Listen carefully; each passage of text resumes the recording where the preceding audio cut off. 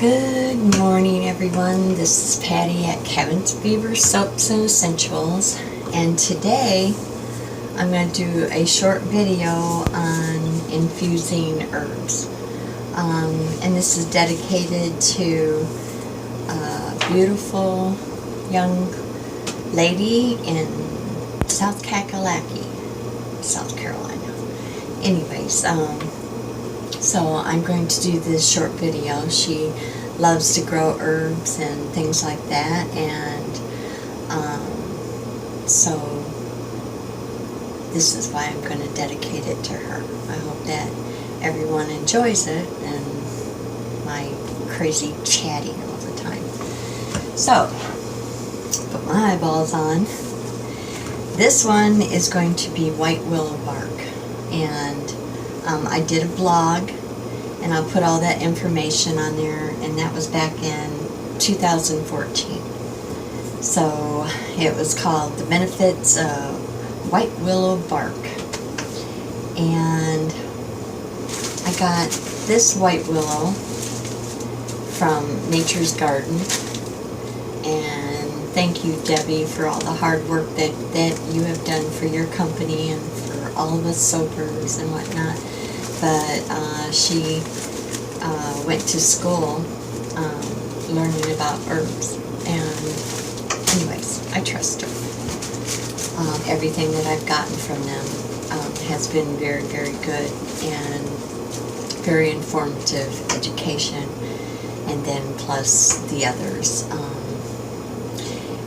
Let's see, Mountain Rose has some really good products, and at the time they were out, and that's why I was on a search and I found Nature's Garden, which I usually get a lot of my fragrances and essential oils from them.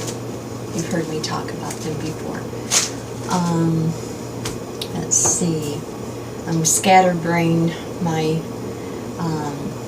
weekend making a whole bunch of corn stuff. I did that corny soap video, so you know. So I'm still kind of not up to par, but I just keep on going. If I don't have a migraine putting me in bed, I'm going to keep going. So, if I'm scatterbrained, you know. Blood pressure keeps dropping and then going back to normal, and also I'm not good to myself about eating right. It's terrible after surgery, but I'm working on it. Okay. White Willow Bark, and I put this on the blog, so I'm not going to go into full detail, but it is very good for fighting acne-prone skin, and that's because it works as an astringent. It tightens up the pores, and also antibacterial, anti-microbial, a lot of good stuff in there. But we're just going to talk on a few things so I can get busy doing the infusing. Okay, now you can also take the white willow bark and infuse it in apple cider vinegar, and I just get bottles from all my friends that can drink it. So this one here is herbal mint vinegar, and I did this for feet, and so it's just been infusing for a long time. It's not going to go bad as long as all of your herbs, and especially if you grow your own herbs, when you dry them, you want to make sure that they are completely dried. If it's roots or leaves or what, that is the most important thing, because if you don't, just that little bit of water in there will start growing mold and all different kinds of yuckies that you do not want to put on your body or anything else. So that's the main important thing. So if you infuse in apple cider vinegar the white willow bark, you can use that to add into your bath water. and just apply to skin irritations like acne breakout, and some of them are just so painful. And you make sure you wash the infected area, and then when you rinse it, take and apply it to that area with a cotton ball or whatever. Or if you're using it in a bathtub, you want to make sure you strain it so that the herbs don't go down into the drain. But you want to infuse it probably about 6 to 8 weeks. Longer is even better, but you can get that going. Also, just to make a little bit and apply it to your face if you have acne problem. Wash your face and then rinse it, and then take a cotton ball and just dip it in there and apply it and let it dry. It really is soothing, and you can't go wrong with apple cider vinegar. One day I'm going to make up a whole bunch by scratch, but it just takes a little while, and this old hillbilly is always busy. Okay, for pain relief, and this is for South Carolina, making a balm, and you can also use it in bath water. But what I do is I do triple infusions, and this is what I want to hurry up and talk about. This, and you need to shake it, I don't know, but once a week would be good after it has been settled, but I just keep adding to it. This one is infused in olive oil, and when I use it and I strain it to make soap or whatever, I always take another little bit and I just add it to it, and then I fill it up so that it is above the herb, and I just let it set, and then I shake that probably every other day if I just put in some new ones. And this is with any herbs, but we're just talking about white willow bark today. Now another thing, and this is what I'm going to do after the chat, is I'm going to take fractionated coconut oil, and I think I got that from Nature's Garden, but I also get it from Brambleberry. And what I like about this is that it absorbs real fast, but on the skin, it doesn't take as long to absorb in, and it's really good for in the bath products. The infused bark with the olive oil, this is what I make my balms with, and salves. So that's why I have a great one of that. But today we're going to do the fractionated coconut oil, because when we infuse it with the white willow bark, then we're going to put some polysorbate in it, which helps. I just worry about people slipping and sliding in the bathtub, and even myself. And guess what? I just had a birthday, I think last week, 61. So I don't want to do no falling and hip replacement or anything like that. So what it does is it emulsifies with the water and the oil, and it doesn't have the oil having an oil slick on top. It is mixed in with the water, so you get all the benefits, but you don't get that slick, slippery feeling just sitting on top of the water or trying to get out of the tub. So what I do is I'm going to mix it up and let it sit for several weeks. That's why if you make a whole bunch and you've got it on hand, you just keep adding to it. And then I will, when I go to make the formula for the oil bath, then I will take out what I need in the oil, and then I'm going to put polysorbate, either 80 or 20, it does not matter. And then with a little scent, use essential oil or a little bit of fragrance. And then I'm going to put Epsom salts in there, probably about a cupful. And then just soak in it and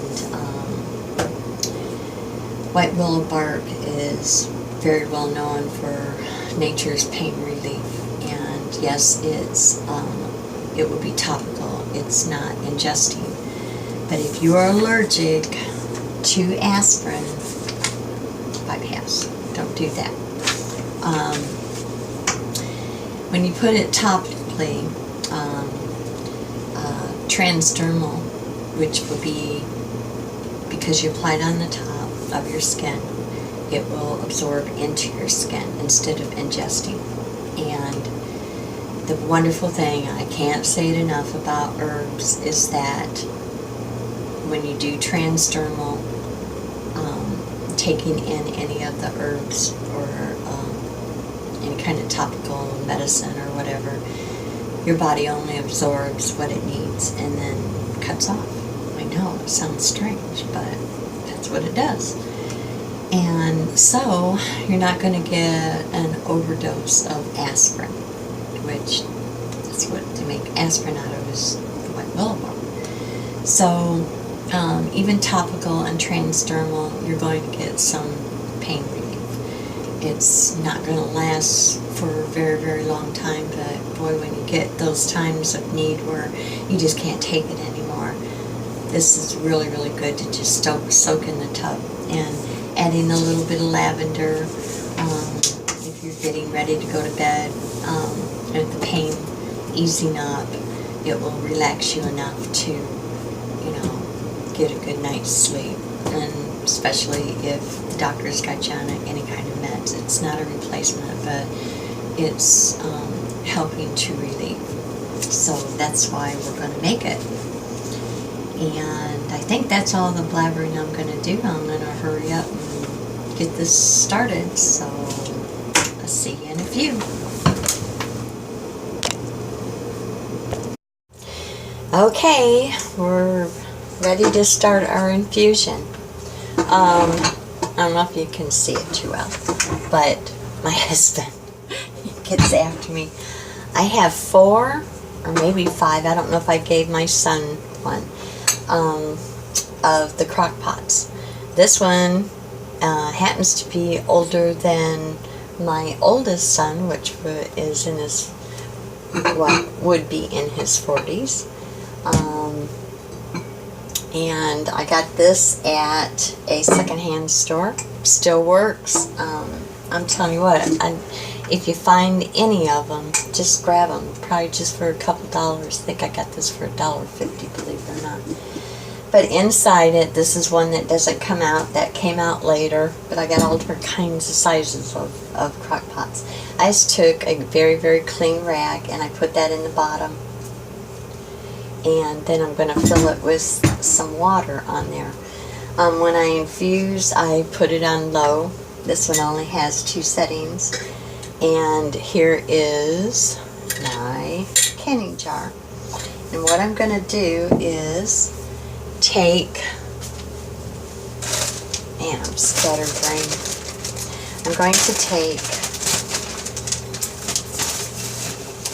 some of the white willow bark.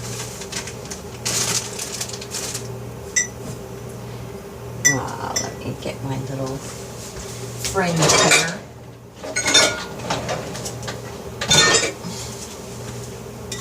And I'm going to put it in the jar. See? Okay. And I'm going to start with that much. Then I'm going to take my fractionated coconut oil, since this is going to be for the bath. And I am going to fill it so that it will be above all of the herbs. See, after it settles, you'll see that there's one on top. And I always get a whole bunch of this. I use it for a lot of different stuff. And that's how much I'm going to start off with. Now, I save, I don't know, a prepper and everything else, but I try, since we moved to a littler place, to get rid of a lot of stuff. But I save the old canning jars, and this is what I use it for. You can use it with the ring, just like if you were canning, or, and I'm out, so I'm using that. You can get these at Walmart or anywhere else. Just look in the canning jar supply. This one here is a regular, so I'm out of the other ones that I used for the olive oil infusion. See, that's white mouth. And this is a regular size. They are so good for doing infusions. So you can just stick that in there. It's not going to melt because you're going to keep it on a low temp. Then I put it down on that cloth, and then I'm going to put warm water. You see how this one, it's kind of above, but with this old lid, it fits right on there. If you have a problem with it, just use aluminum foil. So I'm going to put my water in here. Got it turned on low. And yes, I've plugged it in. And I want to put enough water in there so it's not floating.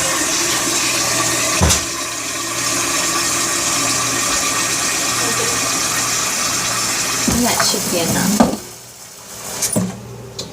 And hello, Abby. Now I'm going to put the lid on it. And then I am just going to forget about it, set it back there in about 3.5 to 4 hours. What I will do is then take it out and add another cup and some more oil and do it again for probably about 2 to 3 hours. And then triple infusion with everything. Then I'll do it the third time, and I make a lot at one time. And then after you do that, and it is setting every day, just shake it, and it will start infusing. And I would leave it about 3 to 6 weeks. I know it's a long time, but you want all of the properties to get infused together to make the good stuff, like with the bath. So I hope this helps. If you are going to do the apple cider infusion, I just do cold process. In other words, I put in the herbs and fill up the apple cider vinegar, and I do the same thing, triple infusion. Whatever you use, you can just keep replacing and shake it up. But and I love this stuff. It smells so good. But it's for feet. How about that? Oh yeah, it smells very good.